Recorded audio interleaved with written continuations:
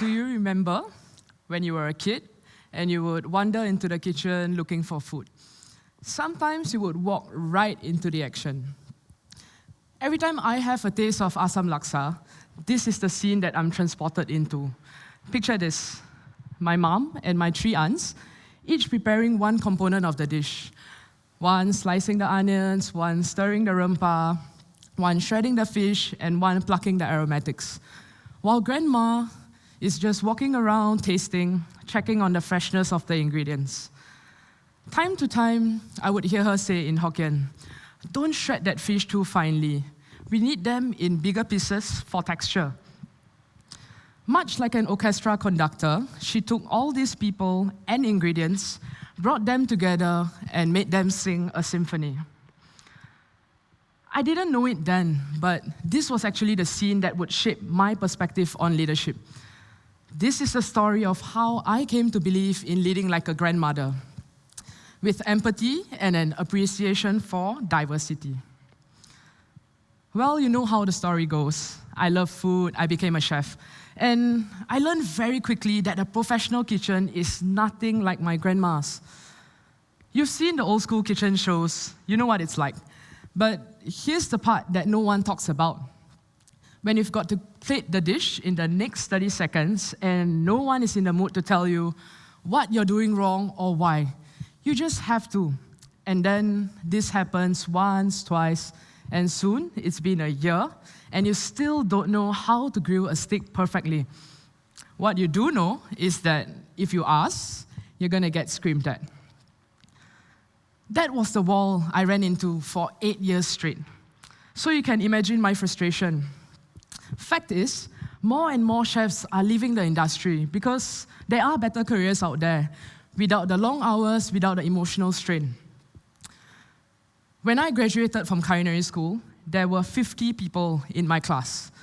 Today, only 4 of them are still chefs. As an industry, we've lost so much talent. I kept thinking there must be a better way to do this, but I didn't know how until I became a head chef. At 27, by all counts, I was younger than my peers in the role. I had no idea how to lead a team, but I knew very well what I didn't want in the kitchen. There would be no screaming, no personal insults. My kitchen would never be a tyrannic one. It also never occurred to me that I should create a hierarchy in the kitchen. Instead, my teammates and I found ourselves naturally trying out new dishes together and asking for feedback. And it was this collaborative back and forth that gave me the confidence and convinced me that this was the leadership style I'd like to develop. And it all started with the cucumber ball story. Here's how it goes. One of my signature dishes used to call for diced cucumber. That is until one of the chefs on my team suggested that we ball them up instead, so that they'll look prettier. It was an idea that seemingly came out of nowhere, but I loved it, and I wanted more of this to happen. I realized then that empathetic leadership is about embracing diversity and diverse ideas, and this collaborative style of leadership is what constitutes good leadership. 2 things here, empathy and diversity.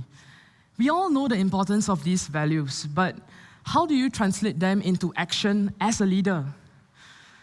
Empathetic leadership is about taking a real interest in your teammates as people, so you can see things through their eyes.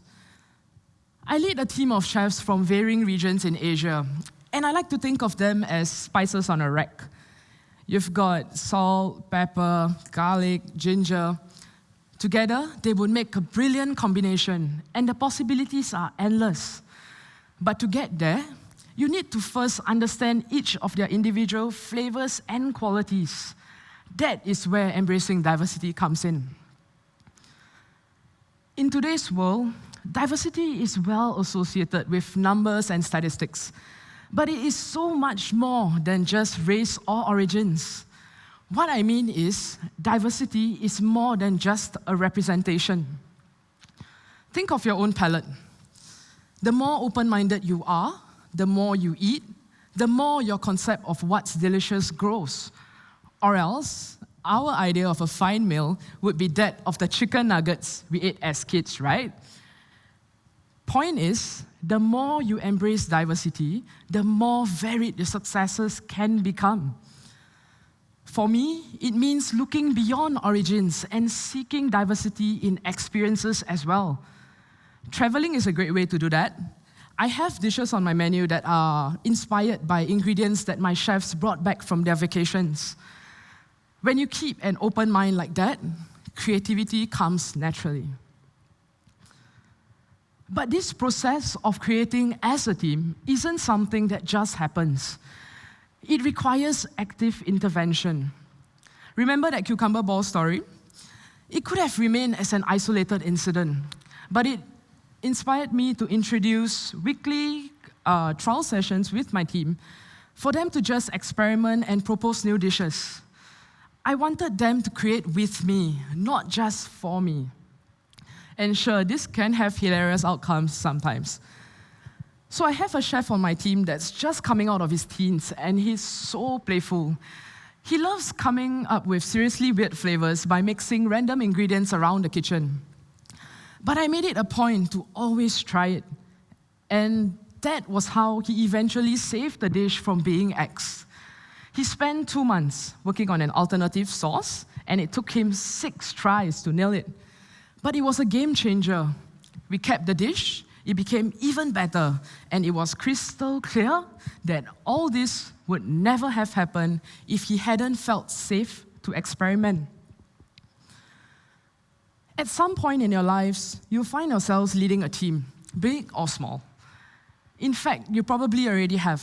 So what I want to emphasize to you here today is that we should inspire our teams to keep creating, to keep asking for feedback, to encourage others to contribute even when they're afraid to, so that the work doesn't end, even if we are not there. I'll be honest, I came to this realization through a very surreal moment. One day I was walking into the kitchen and I heard a voice saying, "Let's do this step by step, and if you have any questions, just ask me." Then I was like, hey, that's what I always say. Then I saw my right-hand man coaching the new batch of chefs the same way that I had taught him. You see that, and it hits you that you have created the kitchen that the younger you would have loved to grow in. And others are leading the way you do, not because they have to, but because it works. As chefs, this is how we can retain our talent. And as leaders, this is how we create a future for our teams. The most common question I get then is, does embracing diversity mean that I can't ever say no? Obviously, the answer is no.